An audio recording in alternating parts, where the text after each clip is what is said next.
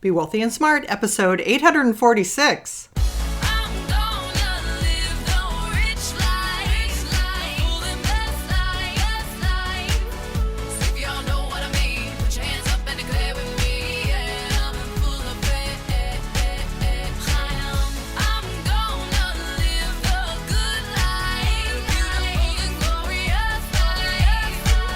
Step into a world of wealth and financial freedom without budgets, boredom, or bosses on Be Wealthy and Smart.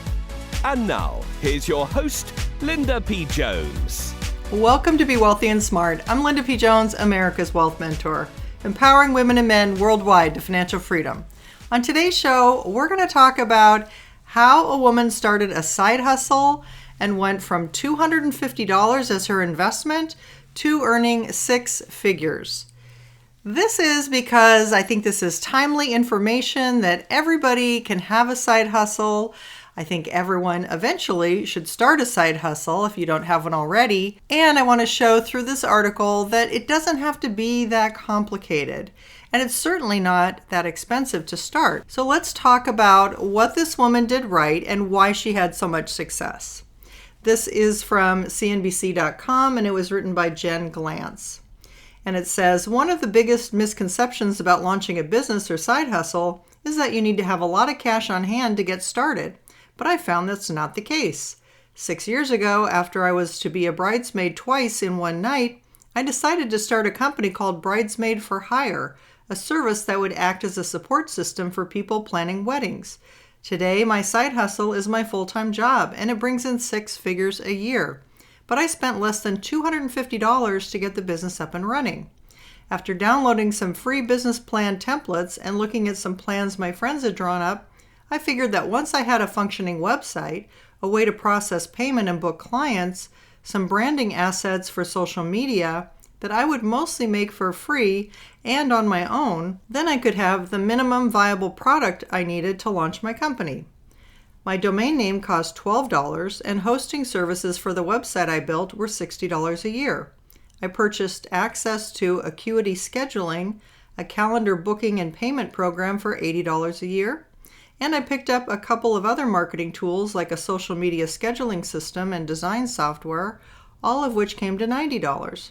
As I started getting new customers and the business started making money, I was able to reinvest the cash back into the business for things like improvements to my website and branding, legal fees, and promotional items for giveaways.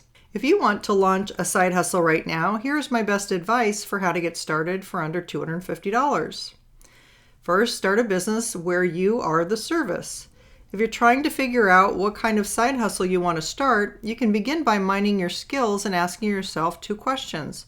What do I enjoy doing? And how do people usually come to me for help? If you can start a business where you are the one providing the service, your startup costs can be relatively low. You can design a website for free on Wix or Squarespace, and then just pay for the domain name and to host it, which can be done directly through Wix and Squarespace. You can also use a free design platform like Canva to create your own logo and graphics, plus branding assets.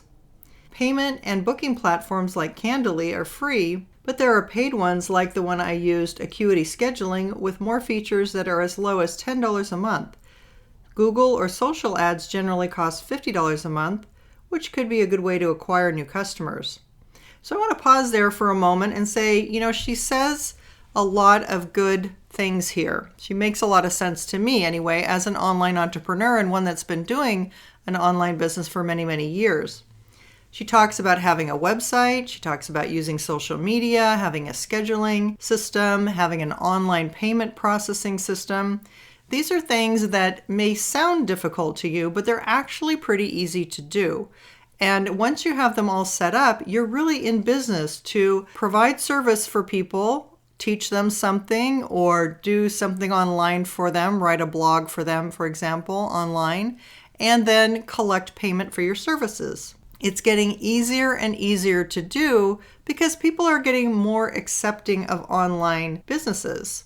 And the beauty of it is you get to work from home. So even in times of COVID, you don't have to have social interaction with other people. You can maintain social distancing, and it doesn't interrupt your business necessarily at all. That's the beauty of an online business. The second thing she says is don't just sell your expertise, teach others too. In my experience, taking a skill you've mastered and creating a course on it is a great way to make passive income. Think of it as taking the concept of you as a service one step further. A couple of months ago, to pivot during the pandemic, since many of my clients were postponing their weddings, I decided to create an additional source of income for myself. I spent a few weeks developing a course on personal branding. I recorded videos for the course using my phone and hosting the course on a platform called Thinkific, which costs around $47 a month. The whole process from coming up with the idea to getting the course live took about 3 weeks. I priced it at $99 to stay competitive with similar courses that were around $100 to $150, and I had more than 20 people sign up for the first round.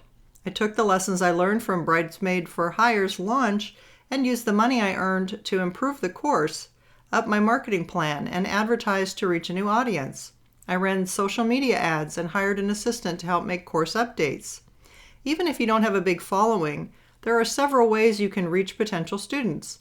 Be sure to make the course stand out with clear and unique value, and market the course where your audience spends time, like a Facebook group or a podcast in the space. If you have a skill that you think an audience would benefit from learning about while they are at home, now could be a great time to invest in this kind of idea. So I'd like to pause there and say online courses are a great way to market yourself. And more people are going to the course page, like Udemy, for example, udemy.com, where there's lots of different courses.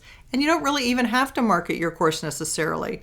Other people set up a free YouTube channel, do videos, and talk about their online course and refer people over there for the paid version of what they're teaching. So there's lots of different ways to market a course, but a course is something great to start with if you have knowledge that you can share and information you can impart to others.